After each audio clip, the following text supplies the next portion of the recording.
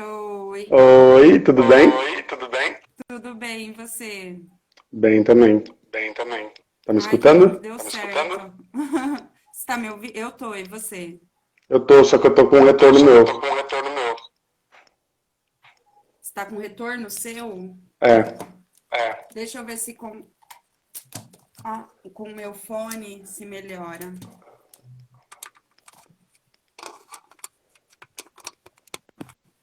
Só que o meu fone, ó, ele é old school. megafone. E agora? Eu acho que agora foi. Foi. Tá me Foi? ouvindo? Tô te ouvindo. Então tá. Beleza. Vamos esperar uns 3 minutinhos. Os pessoal Vamos. vai entrando e a gente já começa. Uhum.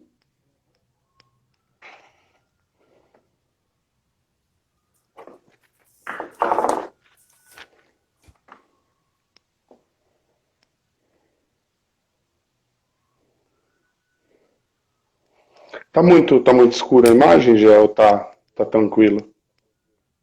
Iluminação. É mais ou menos, não tá escuro, mas não É, tá tão claro. é porque eu consegui fazer uma, uma gambiarra aqui, peguei um rolo de fita larga.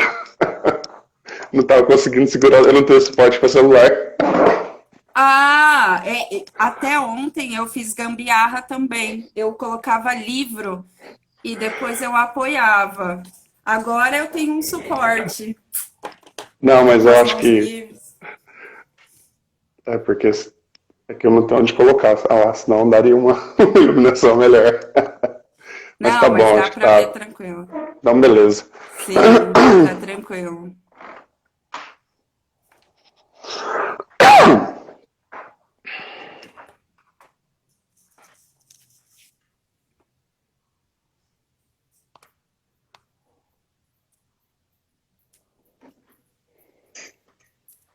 Pessoal, a gente já vai começar, a gente só tá esperando um minutinho.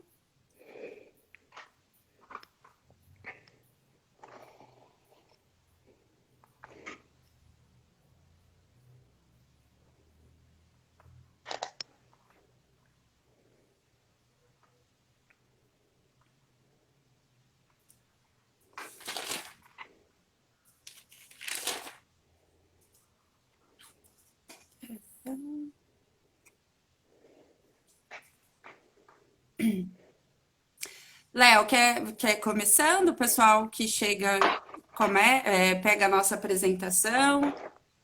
Acho que Pode pode ser, ser? né? A gente só tem uma hora mesmo, Aham.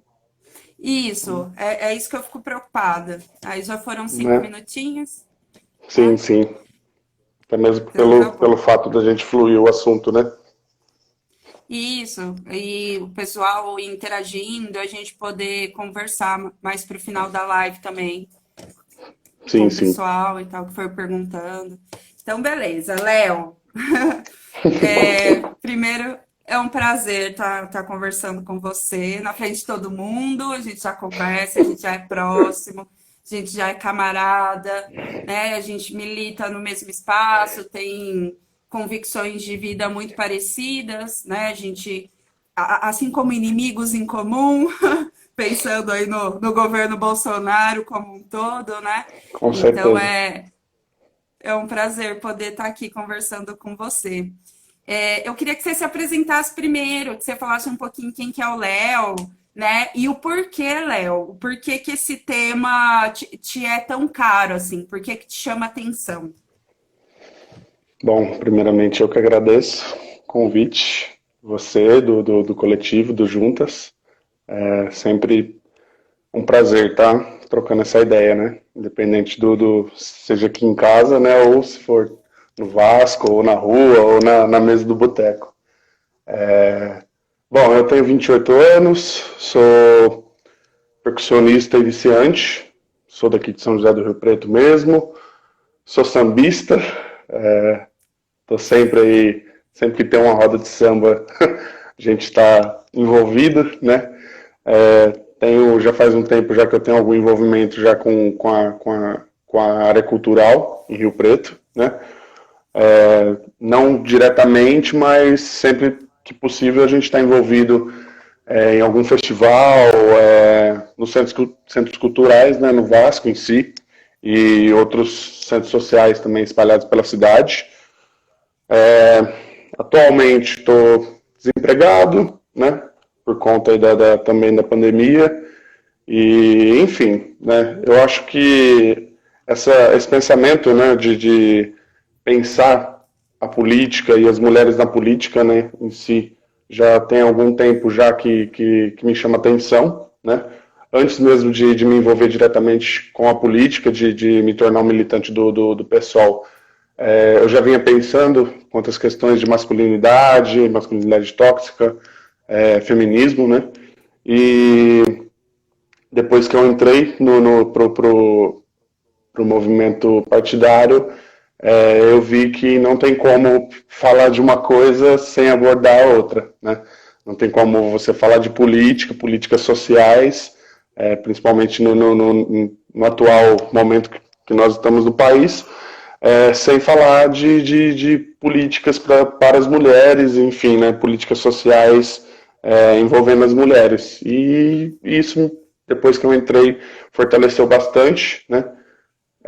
Tenho, sim, um pensamento já de luta, né? Um pensamento já crítico pessoal mesmo meu para tentar mudar, né? Essa realidade do meu machismo em si, das minhas atitudes.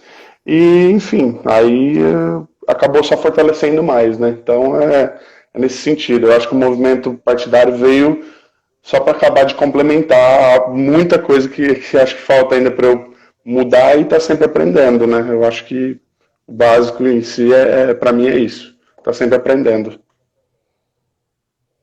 Acho que é o fundamental, né? A gente muitas vezes esquece disso com uma pretensa arrogância de que a gente já sabe o suficiente, né? E esquece desse papel fundamental da aprendizagem, que é troca, que não necessariamente é troca só de conhecimento, mas de experiências também, né? Que é Exato. exatamente o que a gente vai fazer aqui hoje, né? A gente vai trocar experiências. Não sou Uhum. eu detentora do conhecimento e nem você, mas a gente trocando. Sim. Bom, eu vou me apresentar também porque eu tô no Insta do Juntas, né? Então talvez tenha algumas pessoas que não me conheçam, não tô no meu. Meu nome é Jéssica, ao contrário do Léo, eu não tenho 28 anos. Tenho 33 já, mesmo com carinha de 28, mas eu tenho 33. Sou mãe de uma meninona que já vai fazer 12 anos, Lenita Marques. Sempre falo dela com muito orgulho, porque se eu sou a mulher que eu sou hoje, né? Que eu também tenho orgulho da mulher que eu sou hoje, é muito devido a ela. E sou militante do Juntas, com muito orgulho, do coletivo feminista Juntas. Sou militante do PSOL aqui em São José do Rio Preto. Sou militante também da corrente Movimento Esquerda Socialista, faz parte do PSOL e que constrói, uma das correntes que constrói o partido, né?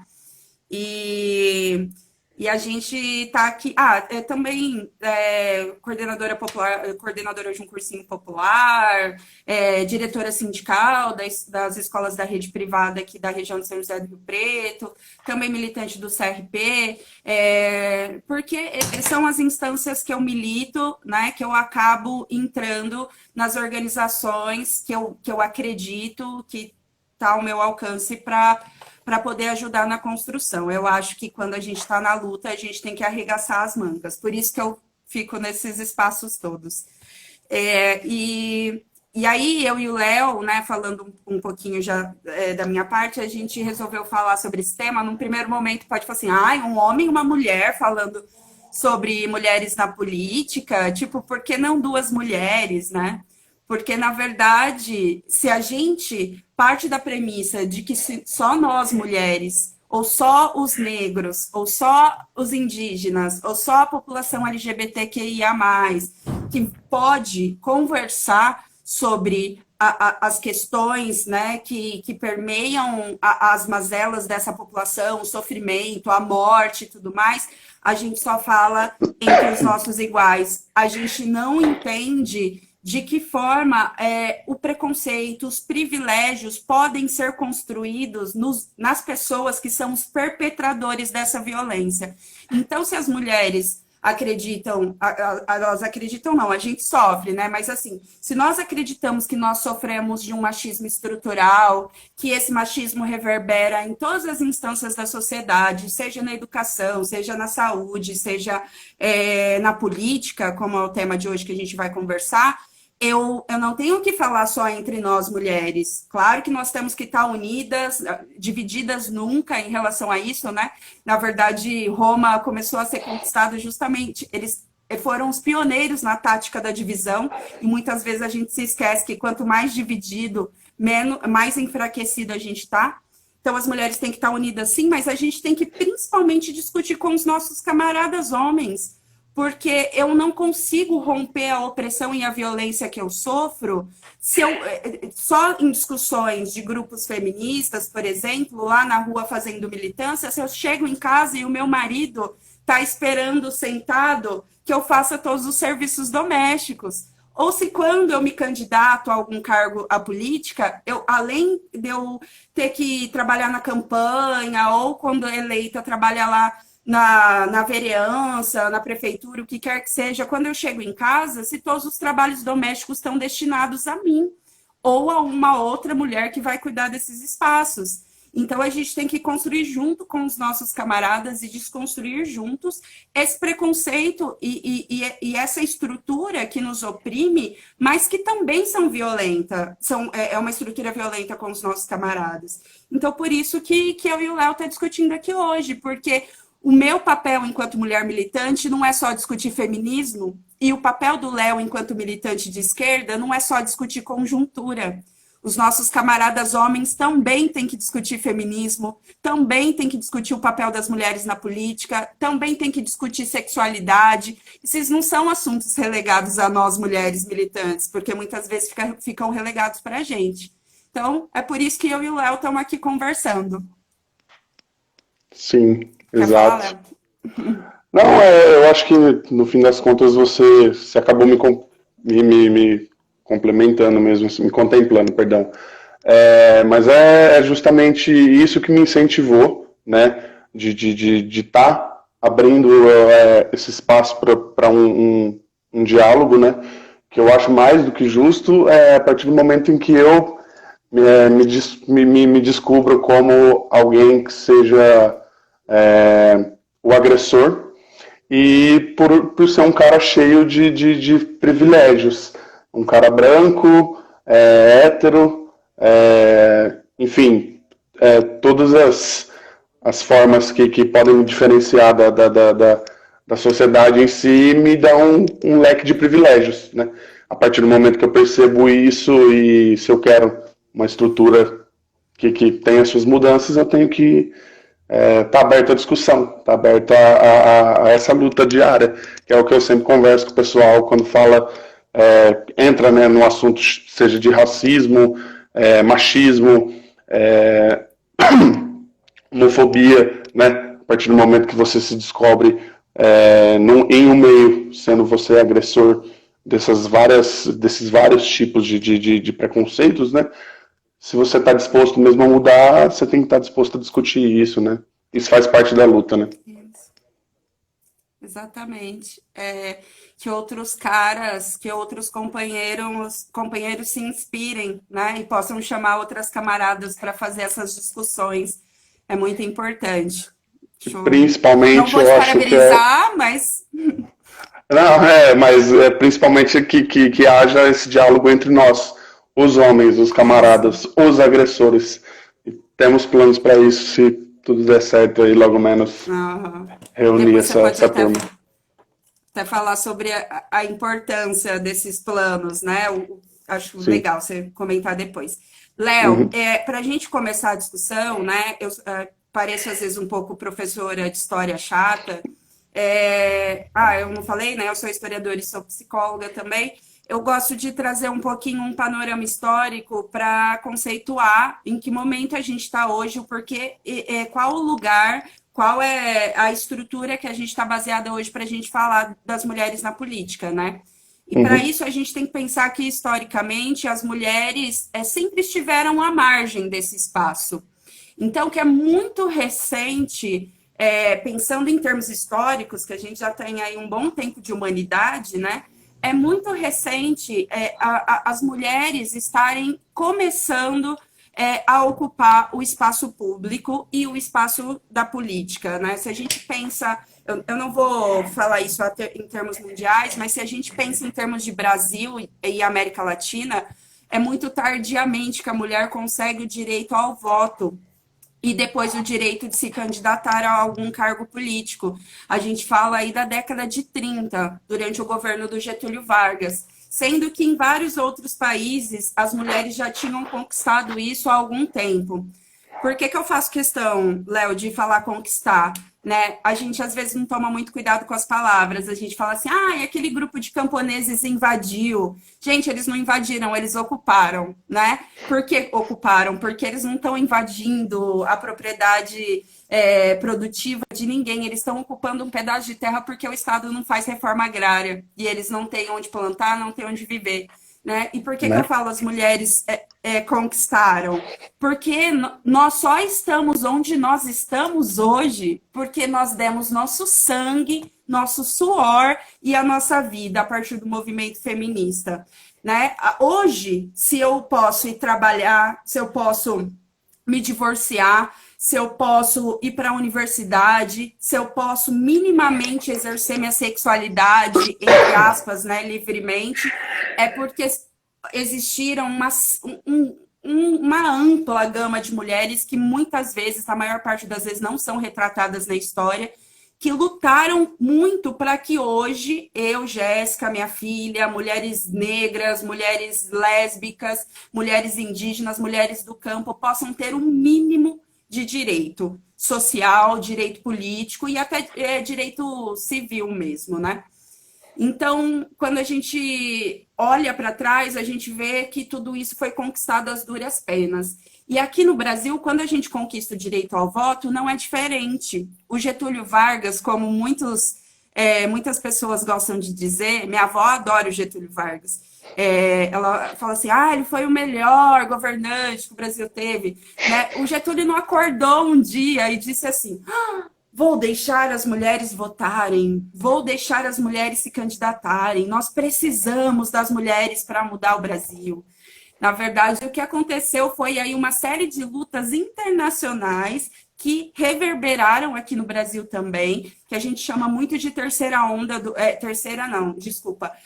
Primeira onda do feminismo, né, que começa aqui no Brasil a partir do início do século XX, Estados Unidos, Europa já estava acontecendo desde o finzinho do século XIX, e que faz uma pressão, né, para que o governo paulatinamente não tenha outra saída a não ser cutucar a moral da família tradicional brasileira que existia lá. Existia naquele momento e que existe até hoje, né? Sim, sim. Então, você quer falar? Não, tô só Não? concordando, Tá. só. Aham. Que a gente vê as repercussões, a gente vê como mudou pouca coisa, né? Tipo, enquanto ainda reverbera nos dias atuais. Então, isso aconteceu a partir de muita luta e muito tardiamente. É importante dizer que muito tardiamente aqui no Brasil. Mas a gente tem, né, a partir da década de 30, as mulheres pressionando para poderem votar e também para poder ser candidatas. E isso, Sim, se a gente situar no momento da luta feminista, se encontra no movimento, na primeira onda do feminismo, que a gente chama de sufragistas. Fica até a indicação desse filme, para quem não assistiu. Não vai falar de Brasil, mas vai falar do movimento feminista de maneira geral, na Europa. Fica importante essa dica para quem não assistiu. E daí em diante, Léo, a gente consegue o direito ao voto, mas assim, esse voto ainda de maneira muito restrita, né? A gente precisando ainda de autorização do marido para ocupar diversas posições. As mulheres começam a ter algumas candidaturas, né? Em seguida, na década de 40, para alguns lugares afora, mas assim, candidaturas muito tímidas, sem apoio, de mulheres que ousaram mesmo enfrentar essa estrutura. Andressa, as sufragistas, chama o filme. As sufragistas. Se eu não me engano, ainda tem na Netflix. E tivemos candidaturas de mulheres negras, assim, tivemos as exceções em alguns lugares do Brasil. Mas aí, logo na década de 60, né, a gente entra num período de ditadura empresarial, civil, militar aqui no Brasil. E aí, né, não tinha candidatura, não tinha pluripartidarismo, não tinha nada. Era só um tipo de governo, era só um tipo de interesse. E óbvio que as mulheres, mais uma vez, né, foram colocadas à margem. Só que é importante dizer, Léo, que nesse momento, muitas mulheres se organizaram com seus companheiros para fazer a luta revolucionária. É aí, por exemplo, que surge a Dilma, né? A Dilma participou ativamente da guerrilha do Araguaia e muitas outras mulheres que foram presas, que foram torturadas, que utilizaram seus filhos para para praticar violência moral, psicológica, sexual com essas mulheres, né? Tipo, introduziam objetos, as mulheres que eram presas tinham objetos e animais introduzidos. É forte isso, mas é importante dizer que essas mulheres que ousaram participar de alguma forma da política nesse momento, os nossos governantes militares, né, os nossos ditadores e torturadores se utilizaram de formas mais cruéis, inimagináveis, né, para punir essas mulheres, e muitas vezes se utilizando de violências que a gente chama de violência de gênero. Então, estupro, né, assédio sexual, se utilizavam dos filhos para aproveitar da construção da maternidade. Então, pegava o bebê e falava assim, se você não delatar o seu companheiro, a gente vai cortar a perninha, né? Se você não fizer isso, a gente vai mandar seu filho não sei para onde. Então, essas mulheres foram torturadas, inclusive, em cima dos padrões e dos papéis de gênero que existiam naquela época, que existe até hoje. Mas, mesmo assim, essas mulheres ousaram se organizar nesse momento e fazer enfrentamento à ditadura, inclusive questionar o machismo dos nossos camaradas de esquerda que existia naquele momento e que existe até hoje, né? Sim. Muito rápido, só para você falar já. Depois a gente passa aí 21 anos, né, nesse período de ditadura. E aí a gente vai para a abertura democrática no final da década de 80, e as mulheres feministas estão na luta, se organizando, pressionando pelos direitos femininos, pressionando para a participação da construção dessa democracia, né? E participam diretamente assim da abertura democrática, do voto, depois conseguindo mais para frente algumas secretarias que trabalhavam pelos direitos das mulheres. Isso foi acontecendo num número cada vez maior e se expandindo cada vez mais, até a gente começar a ver um número maior de mulheres ocupando cargos na política, né? Que eu acho que é mais ou menos aí que a gente chega hoje para a gente começar a conversar. Sim. Léo, pode falar. Então, eu falo demais, eu me empolgo. Dentro do script que a gente tinha feito, que eu tinha pesquisado justamente num âmbito nacional, né? No caso, as governadoras, enfim, deputadas. E não tem como você tentar falar sobre isso sem buscar lá no começo, né? Década de 30, dali para frente, que foi tudo isso que você acabou de contemplar agora, né? Não tem como você querer falar da luta das mulheres, principalmente na época da ditadura, né? Em que era uma... Como que eu posso dizer? Seria uma forma de repressão que muitas vezes o pessoal acha que naquela época era algo muito grave, sei lá, muito pesado. Sendo que nos dias de hoje também não tem... No meu ponto de vista, acho que não tem muita diferença, né? Essa repressão, ela continua nos dias atuais, né? A gente vê aí que, para mim, eu acho que chegou no caso máximo que eu posso usar nos dias atuais de repressão, o caso de Marielle, né? Que eu acho que é o mais atual e de forma totalmente escrachada, né? É duro que se você for conversar sobre Marielle... teria que abrir uma outra live, né? Uma outra discussão. né? Mas é difícil você querer falar sobre isso também sem falar de números, né? Que é o que você está colocando. E nas pesquisas que eu acabei fazendo, das fontes, assim, das mais importantes, né? A gente tem a Laélia de Alcântara, que foi senadora pelo Acre, que foi a primeira mulher negra Eu a não assumir a lembrava o tal nome posto, dela. cara. Tá ligado? E tipo Qual assim, que é isso, mesmo? Laélia de Alcântara. E tipo assim, 1982. Muito tarde, muito tarde. Você usou mesmo, começou usando o exemplo de 1930, né? Sei lá, da era Vargas para cá. Só que antes disso já tem vários casos de mulheres que passaram pela história da política e lutaram e chega nos dias de hoje a gente vê que mesmo assim você vê um número reduzido ainda de mulheres parlamentares, né? Óbvio que a gente tem várias, mas mesmo assim são poucas, né? Assumindo tais cargos e, enfim, total desvalorização até hoje do papel das mulheres dentro da política, né? Então é algo histórico mesmo, é algo que não tem como você querer discutir tudo isso sem buscar a história, né? Isso, Léo. A gente ocupa dentro de um ranking da ONU de representatividade feminina pelo mundo, a gente ocupa a lanterninha. Como sempre, tudo a gente ocupa a lanterninha, né, no Brasil.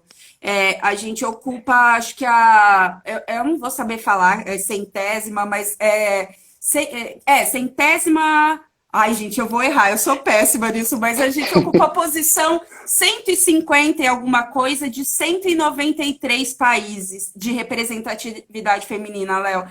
No geral, são 15% de mulheres que a gente tem no Congresso, no Senado. Tipo, no geralzão, é só 15% e a gente está falando de 2019, 2020, né? Essa pesquisa dessa última eleição. É um dos últimos países em proporção de mulheres que ocupam esses cargos públicos, políticos. Sim. E eu estava até assistindo, que a Bruna me passou um documentário para assistir, eu assisti, depois dele acabou entrando automaticamente em um mini doc do Quebrando o Tabu, que eu não lembro agora o Eu vi. nome, acho que Eleitas, não é? isso, exatamente, o Eleitas. E mostra, e eu gostei muito assim, justamente por mostrar essa luta, essa luta política feminina aqui dentro da América Latina. E, tipo assim, no México foi praticamente Isso. uma revolução feminina, sabe? E mesmo tendo vários, tipo assim, tendo números de feminicídio entre as parlamentares muito grande, esses números, né? Então é algo assim que eu também fiquei de cara, sabe? Porque eu falei, pô, como é que ao mesmo tempo você consegue fazer uma revolução, né? Sendo um dos maiores exemplos da América Latina, só que não, de qualquer forma, você não deixa de pagar esse preço, né? E paga até hoje, né? Mas eu gostei demais, porque foi um doc feito por duas brasileiras, né? E elas Isso. mostrando, fazendo literalmente fazendo um tour pela América Latina, né? E então, tipo assim, aí essa questão também das mulheres indígenas também, né? Que igual você pega países como a Bolívia, como o Peru, são países que têm a tradição indígena, praticamente igual ao Brasil, né? Só que ainda, eu acho que os povos indígenas desses países ainda acabam sendo, em termos de número, eles ainda têm um número maior ainda, né? Até cultural, né? A cultura deles ainda predomina bastante e mesmo assim, mesmo sendo uma cultura maior, às vezes do que a gente acaba não escondendo aqui no Brasil, né? Mas por ser uma cultura que lá para eles seria mais normal, elas não deixam de sofrer uma repressão, né? Então, esses comparativos assim eu achei muito interessantes tratando daqui da América do Sul, cara. América Latina em si, Eu, né? eu acho que você trouxe uma problemática fundamental, Léo. Quando eu assisti ontem, para quem não assistiu, assista, chama Eleitas, tem 3 episódios. É, quando eu não fiz essa pergunta de maneira direta, mas agora que você fez, foi exatamente isso que me provocou uma reflexão. Para quem não sabe, como o Léo falou, no México, em 2019, as mulheres do parlamento, do Senado, né, depois passou para a Câmara e tal, para votação, conseguiram a aprovação da lei de paridade de gênero. Então, agora, em todas as instâncias políticas, Senado, Câmara, vereança, as mulheres vão ter que ser 50%. Então, foi o primeiro lugar na América Latina, né, que isso aconteceu. E o que o Léo trouxe é fundamental. Como eles conseguem fazer isso, né? Ter essa conseguir aprovar essa lei e tal, quase por unanimidade, e são um dos países que mais cometem feminicídio, né? São os países que mais têm violência contra a mulher, assim. E aí, Léo, é só uma coisa que eu penso, assim, normalmente, que eu verifico, que nos lugares onde a mulher sofre mais opressão, nos lugares onde é mais violento, onde quando tem uma crise as mulheres são as mais afetadas, porque tem que cuidar de casa, tem que dar conta de ganhar dinheiro para sustentar as famílias, etc., favorece um clima aí para que essas mulheres mais entrem em ebulição, porque elas conseguem entrar muito mais em contato com as contradições, com as opressões e com a exploração que elas sofrem. Então, eu penso mais ou menos por esse caminho. Claro que, então, Jéssica, tem que ferrar tudo para as pessoas se revoltarem. Não sou dessas pessoas catastróficas que eu acho que tem que estar tudo ferrado. Mas eu percebo que os lugares onde as coisas são mais violentas, mais agressivas, as pessoas não têm o que perder, né? Essas mulheres, eu não tenho mais nada a perder. A gente tem que se movimentar, a gente tem que lutar por essas bandeiras e por aí vai, assim. Então, é fundamental essa reflexão que você fez.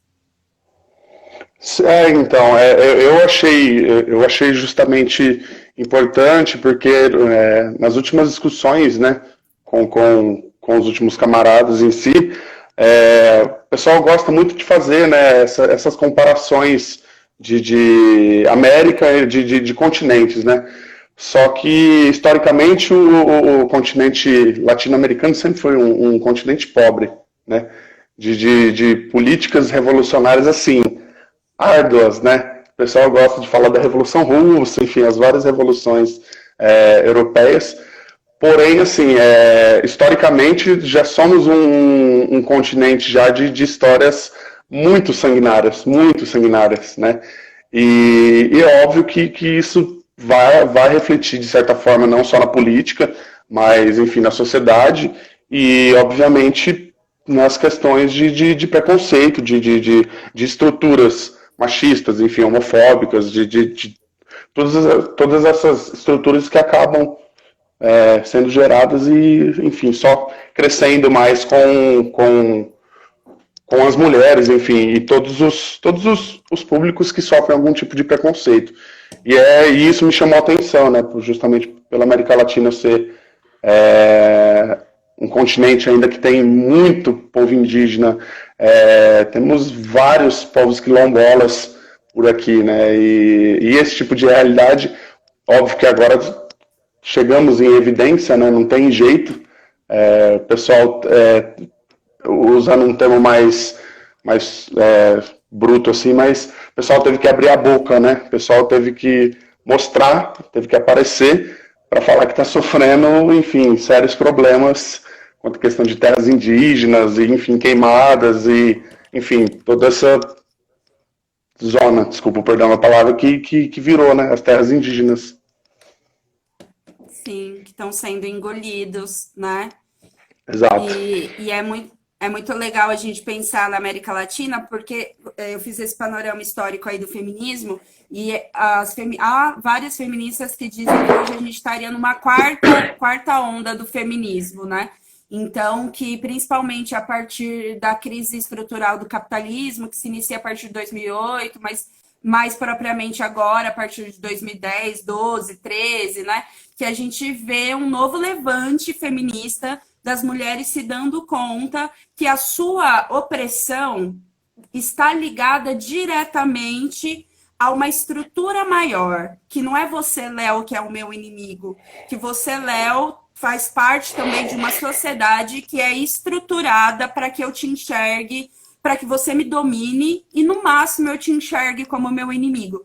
Então, você falando desse doc, né, quando ela vai para a Argentina retratar, acho que é o último episódio da série, que ela vai mostrar, então, esses novos movimentos feministas, principalmente a partir de 2017, 18, ela vai para a Argentina e mostra o Ni Una Menos, né? Que é um movimento que estourou na Argentina e depois estourou no mundo inteiro também. Que é um movimento feminista que luta pelo fim da violência, dos mais variados tipos de violência, mas principalmente da violência física contra a mulher. E aí tem aquela música que todo mundo saiu cantando pelo mundo afora. A gente cantou aqui em Rio Preto também, fez uma performance que o Juntas organizou lá na Swift, né? Que fala, o estuprador és tu, né? O Estado opressor é machista e estuprador. Então, eu entendo que não é só você, que não é você, homem, que nasceu com um instinto opressor, que tem essa necessidade de sexo, como muitas pessoas fazem crer, que há toda uma estrutura que legitima a violência dos homens contra a mulher. E as mulheres, sai um movimento de massa onde as mulheres falam, Estado, o estuprador é você. Você que é um Estado opressor que nos coloca cotidianamente nessa posição e a gente não vai aceitar mais. E para não aceitar mais, nós mulheres vamos ocupar todos os espaços da vida pública. Então a gente vai ocupar a saúde, a gente vai ocupar a educação, a gente vai ocupar as ruas, a gente vai ocupar a política. Porque se nós mulheres, né? E aí depois eu acho que a gente pode entrar nisso, né? Toda mulher, Jéssica, basta ser mulher para criar políticas que defendam os direitos das mulheres, né? Eu acho que não, depois a gente vai debater isso. Mas, assim, se nós mulheres que temos consciência dessa opressão e dessa exploração não ocuparmos esses espaços, não vão fazer pra gente porque são bonzinhos, porque entendem que, nossa, precisamos dar esses espaços para as mulheres. Sim, com certeza. É até importante, né, entrar nesse sentido, porque o que eu achei interessante nessa manifestação na Argentina é que em certo dado momento, apenas as mulheres de mais de 40 anos começaram a se manifestar, né? E eu achei interessante justamente no sentido de a maioria, né? A maioria, pelo menos até onde eu acho, né? Que a maioria dos casos de estupro, né? Ocorre, me corrija por favor, ocorre justamente nas mulheres de uma faixa etária, sei lá, entre seus 17, 15 anos até, sei lá, os seus 30 e alguma coisa. Não sei se faz sentido. Mas no sentido, eu entendi, né, no meu entendimento, que justamente o abuso, né, o abuso sexual não necessariamente ele está envolvido somente com mulheres de uma idade mais nova, por ter aquela questão do homem de gostar sempre da novinha, enfim, né? Isso eu estou falando por estar no meio, né? Do cara gostar pela questão do corpo, da mulher ter aquele formato do corpo natural. Mas também entra a questão de como as mulheres mais velhas sofrem também, de certa forma, não às vezes do abuso sexual, mas na parte de abuso domiciliar, né? Que a gente usa muito o exemplo daquela mulher que já está, entre aspas, né, no fim da vida e o que você faz hoje? Hoje eu passo, eu lavo, eu tenho que cuidar da casa e às vezes deixou de viver uma vida, né? Deixou de fazer outras coisas por não ter essa liberdade e às vezes por ter justamente uma vida baseada em assédio, em violência dentro do próprio domicílio, né? Então, na minha cabeça meio que formou essa imagem também, né? As mulheres mais velhas já têm a sua carga também de violência há algum tempo, né? E também tem que abrir sua voz também e tem que ser escutadas, né? Isso. E o quanto foi espontâneo, né? O quanto todas as mulheres desde crianças até idosos, estavam ali e estavam integradas na luta, porque sentiam, passaram por aquilo ou passam por aquilo em algum momento. E aí você trouxe essa questão da violência, né, Léo? Acho que é sempre importante lembrar que as mulheres, elas sofrem os mais variados tipos de violência, não é só a sexual, a gente tem a violência física, a gente tem a violência psicológica, a gente tem a violência patrimonial, que é quando a mulher é expropriada, né, dos bens materiais que ela possui, desde um celular que o cara pega na mão e quebra por ciúme, até mesmo o salário dela. A gente tem dentro da política a própria violência política de gênero, né? Essa violência política de gênero é quando as mulheres que conseguem abrir essa brecha e entrar na política, porque são poucas, mas as que conseguem, até mesmo lá, são tratadas de maneira inferior, são tratadas como, menininha ali, né? Você vai ficar com a parte de falar de mulher só. Né? Não que não seja importante, mas você, mulher, só fala sobre mulher. Ou então, depreciações dos mais variados tipos, como a gente viu ultimamente no governo Bolsonaro, né? Tipo, desde antes dele ser eleito, tipo, você não merece ser estuprada, ou então essa mulher não sabe o que tá falando, ela é louca, entre outras coisas que a gente vê desde ataques diretos a parlamentares, que daí não necessariamente só o governo Bolsonaro, a gente pega o exemplo da Sâmia Bonfim, que é nossa deputada eleita e que diariamente, quando posta alguma coisa, tem várias pessoas comentando sobre o corpo dela, né? Chamando de gorda, falando que pegava, que não pegava. Então, até mesmo quando a gente, até mesmo não, principalmente quando a gente ousa ocupar esses espaços, o quanto nós somos mais cruelmente atacadas, porque estão nos dizendo assim, ó, o que você está fazendo aí? Sai daí que esse espaço não te pertence. Esse espaço é predominantemente hétero, branco, judaico, cristão, e hétero, cis, branco, né? E por aí vai. Esse espaço não te pertence. Se você tá aí, você não sabe o que falar. Você não tem. E aí, todos aqueles estereótipos históricos que foram nos colocando e que permanecem até os dias atuais, né? Sim, sim. Eu achei importante aquele vídeo que você me mandou do seu canal. E eu assisti ele agora, um pouquinho antes da gente começar o bate-papo. E aquela cena da Maria do Rosário, assim, né? É algo que me dá um certo desconforto, assim, sabe? Até hoje. Mas é difícil, né? Foda você querer falar desse cidadão aí que você tem que fazer uma outra live para falar especificamente dele, assim. Mas o que tem me chamado assim a atenção é essa mandata coletiva que a gente tem aqui no Brasil do pessoal, que é justamente essa questão de estamos aqui. Porém, o Estado ele é tão opressor, de certa forma, que as mulheres tiveram que arrumar uma forma de, mesmo com essa mandata, ela tem que ser coletiva justamente para uma não ficar sozinha, né? Aquela questão do ninguém solta a mão de ninguém.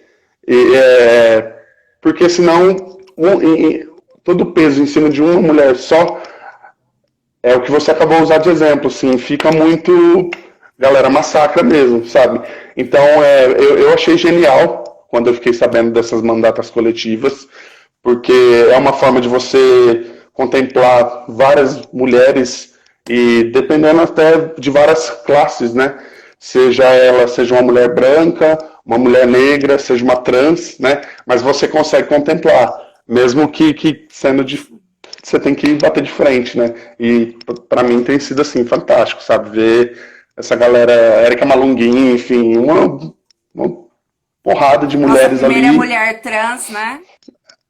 Então, sem palavras, assim, orgulho, sabe? Então do pessoal. Pra caralho. Então, assim, eu acho, né, fantástico essa forma criativa de se criar um parlamento, né?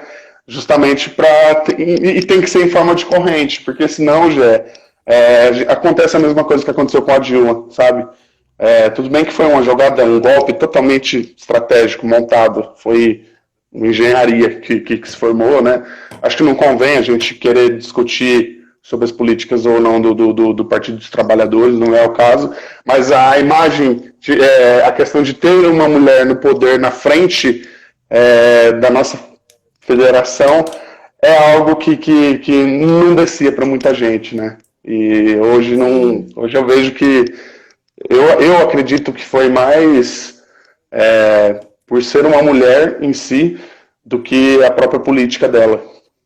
Que para mim não tem muito que ser questionada a forma que ela. Não que não tenha que ser questionada, né? Mas foi mais por ser uma mulher do que a forma em si como ela governou, né? Eu acho, eu penso um pouquinho diferente, mas eu tenho, só para o que eu tenho de acordo, é que com certeza o fato dela ter sido mulher foi crucial para que a derrubassem das maneiras mais cruéis possíveis, né? Eu até comentei com você, desde adesivo que colocavam no onde abre, né, para colocar gasolina, onde estava ela com as pernas abertas, até depreciações a partir desses estereótipos de gênero, foram, assim, se utilizaram disso da maneira mais cruel possível. O que a Dilma sofreu por ser uma mulher ocupando esse espaço público foi muito forte também. Aí a gente entra no mérito se foi só isso ou não, mas que isso é fato mesmo. Mas, Léo, uma coisa que você falou que eu gostaria de também tipo, não é que eu discordo, mas que quando você fala assim, esses mandatos coletivos é uma forma muito criativa, eu penso, e não é, sabe por quê, Léo? E aí agora uma mulher falando para um homem, porque nós mulheres, a gente sempre teve que se unir historicamente e sempre teve que trabalhar em grupo para sobreviver.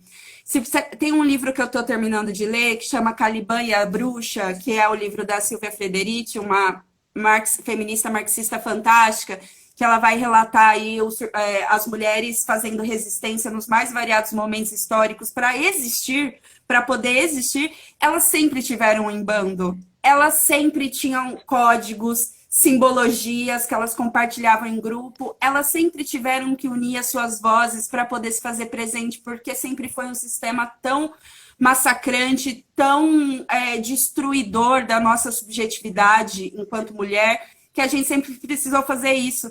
Então agora, pleno século XXI, 2020, desde 2018, a gente também, para sobreviver nesse espaço que nos destrói todos os dias, a gente também precisa estar juntas, né? Então, o quanto é inovador essa nova forma de fazer política, as mandatas, tem as gabinetonas também, né? Sim, não Que fala no documentário. Quando eu digo Pode assim, essa falar. questão, eu digo que essa questão de ser criativo é justamente você sair fora do padrão parlamentar, entendeu? Isso. De ser uma representante. Quando eu digo sentido criativo seria isso, mas em momento algum, assim, eu quis dizer que não fosse algo já de resistência, porque as mulheres realmente, se não forem elas por elas e quem mais tiver a fim de querer agregar, não tem mais ninguém, né, que possa representá-las. Foi nesse sentido, Isso. mas não quis dizer assim que não seja um movimento de resistência de mulheres e mulheres, porque senão, caso contrário, ia ser Não, só. eu entendi. Por isso que eu disse, é criativo, mas assim, o quanto a gente está sendo criativa sempre, né? Porque realmente é criativo. Mas de que forma isso foi trazido mais um momento por necessidade de sobreviver, né? Por isso que foi só um adendo à sua fala, assim. Que isso é muito, muito importante. A gente vê as iniciativas das mulheres para estar nos espaços e sobreviver, assim, né? E essa parte que você falou, Léo, muito importante, assim, se não for elas por elas, e quem mais quiser estar junto, é exatamente isso, porque não devemos ser só nós por nós, né? A gente precisa dos nossos companheiros também disputando política para a gente lá, porque eles são 75%.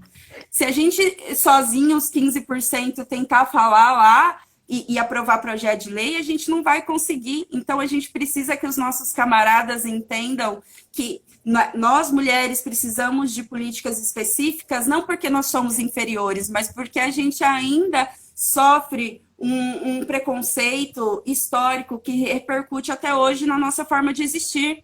As mulheres negras, muito mais. As indígenas, então, nem se fale. As mulheres do campo também com as suas especificidades. Só que nós sozinhas, a gente cria resistência. Mas para a gente avançar, Léo, a gente precisa dar os braços aí com os nossos camaradas.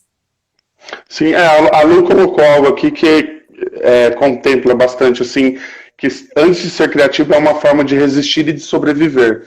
E o movimento feminista nada mais é do que... Nada mais é não, né? Mas é um movimento que nasceu justamente de resistência. Justamente por sofrer opressão, sofrer vários tipos de violência. Por isso nasce, né, o movimento feminista. Então, é algo, vamos dizer assim, que é simples de entender, só que é muito complexo, né? Porque as formas de violência, enfim, toda a logística que existe hoje dentro do machismo, enfim, suas várias vertentes, é totalmente complexo, né? E aí a gente volta um pouco que é toda essa questão da estrutura, né? De como o homem vai nascer e de como essa forma essa estrutura vai, de certa forma, refletir dentro, seja da política, seja dentro do trabalho, seja dentro das escolas, né? Seja dentro dentro de casa, enfim, né? É um sistema mesmo, não tem jeito. É um sistema e... Um looping. Exato, e para quebrar esse sistema é totalmente difícil, complicado. Eu acho que não é impossível, mas ainda vai um bom tempo de luta, né? Isso, exatamente, Léo. Gente, se vocês tiverem perguntas, vocês vão colocando aí, que logo a live se encerra, a gente se empolgou, eu principalmente esqueci de falar isso. Ô, Léo, mas uma coisa que eu acho importante colocar só para abrir o leque, eu acho que isso também é para uma outra live, mas assim, quando a gente fala que esse machismo é estrutural e que ele afeta os nossos homens, é importante a gente dizer que afeta as nossas mulheres também, porque está na estrutura. O que seria do machismo se as mulheres, que são as mais violentadas por ele, não acreditassem nesse machismo? Então, quando a gente fala precisamos de mulheres na política, a gente precisa, óbvio que a gente precisa. Só que toda e qualquer mulher que estiver na política vai estar lutando pelos direitos das mulheres. Aí, gente, é um assunto tabu, assim, né? Mas não necessariamente, porque tem uma coisinha, tem uma divisão que a gente tem que estar sempre em mente para várias questões de opressão, que é a representatividade simbólica e a representatividade concreta. Eu ter uma mulher no parlamento é uma representatividade simbólica de que as mulheres podem ocupar aquele espaço? Não tem como eu negar isso. É sim. Eu olho e falo, putz, tem mulher lá, né? Mas a representatividade concreta, ela acontece não só quando essa mulher ocupa esse espaço, mas quando ela está naquele espaço lutando para que os meus direitos, o direito de existir, o direito de trabalhar e ganhar o mesmo salário, o direito de ter uma saúde da mulher, o direito de exercer minha sexualidade livremente, quando esses direitos estão sendo lutados por essa mulher lá no Congresso, lá na prefeitura, onde quer que seja. Então, assim, temos que lutar para que as mulheres entrem na política, mas não como cargos laranjas, não como mulheres que vão continuar reproduzindo o discurso da dominação, mas que essas mulheres estejam lá de fato entendendo que há uma combinação entre classe, entre raça, entre gênero, e que enquanto a gente não tentar destruir essas opressões que andam todas juntas, nós mulheres continuaremos sendo massacradas, assim como a classe trabalhadora, assim como os negros e por aí vai. Sim. Então, eu até ia falar sobre isso e você já deu uma abertura. Dentro desses mini-docs, o pessoal usou um exemplo, não lembro agora, se você lembrar, você me fala, em algum estado desses com as mandatas, em que eles fazem uma comparação, né, bem assim, pequena, de uma parlamentar do PSDB. E ela fala Ah, que, apesar do espectro, né, ser diferente, ela fala, apesar de eu ser de direita, no sentido de ideologias, algumas coisas com certeza a gente não vai bater. Mas ela fala que justamente por serem mulheres, estarem representando, estarem num lugar de poder, isso para ela já é algo fantástico, que ela se sente contemplada nesse sentido. E aí você pega, sei lá, o exemplo da Damares hoje, que, enfim, né, que sim. é frustrante, e às vezes eu fico pensando assim, como seriam as mulheres progressistas, sabe, no campo de esquerda hoje, qual que é o sentimento de ver uma Damares, sabe, lá hoje fazendo o que está fazendo, sabe? Eu não falo isso rindo porque realmente deve ser muito frustrante, sabe? Muito frustrante mesmo, assim. Por tanta luta, por tanta, sabe? Várias pautas importantíssimas a serem discutidas hoje, que é a questão do aborto, né? Que não é algo tão simples, não é simplesmente, tira uma vida e enfim, né? Se tratando de um histórico, às vezes, quase sempre um histórico de estupro, né? É algo totalmente delicado e você vê alguém, né, no caso, você vê uma mulher e ela tem o ponto de vista que ela tem, então deve ser totalmente frustrante, assim, né? Então mas é totalmente válida essa discussão, né? Quando você tem, apesar de ser, é o que você falou, apesar de ser uma mulher, não necessariamente ela vai te representar de todas as formas, né? Sim, porque antes de ser mulher, eu pertenço a uma classe, eu pertenço a uma ideologia.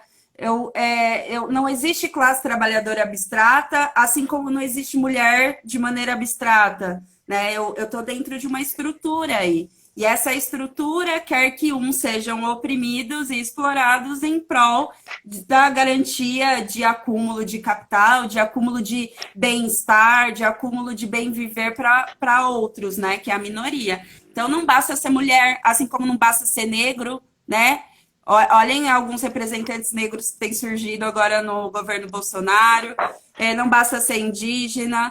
A gente precisa combinar esses setores com um discurso que realmente rompa, que pretenda romper com as opressões e com as explorações históricas que a gente vem sofrendo, né? Aí chega no dia 8 de março, você falou da Damares, aí vem o Bolsonaro dizer assim, eu não preciso de mais mulheres assumindo os cargos, né? Eu já tenho duas que cada uma vale por 10 homens, então duas é suficiente. Tipo, gente, olha o tipo de momento, olha o tipo de desgoverno que a gente está vivendo, né? O quanto isso É, representa um retrocesso. a que ponto Fernando chegamos? Holliday, sim. E eu aposto muito, Léo, que esse vai ser o ano das mulheres das negras, das indígenas, LGBTQIA+, e também dos nossos camaradas que entendem que a luta tem que ser ampla, senão não é luta. Né? Eu entendo que esse momento é um momento da gente se apropriar desses espaços para dizer que a gente cansou, que a gente vai virar a mesa, que se não for assim, vai ser barbárie cada vez mais. Ai, Léo, vai acabar. Fala alguma coisa. Falta 20 segundos. Nossa, não, eu acho que seria mais, já que são só 20 segundos, é agradecer pela oportunidade, por esse espaço. Para mim é sempre um aprendizado, eu acho não só para mim, mas para todo camarada que está disposto a essa mudança. E, enfim, vamos seguindo essa trincheira, porque a luta ela é longa.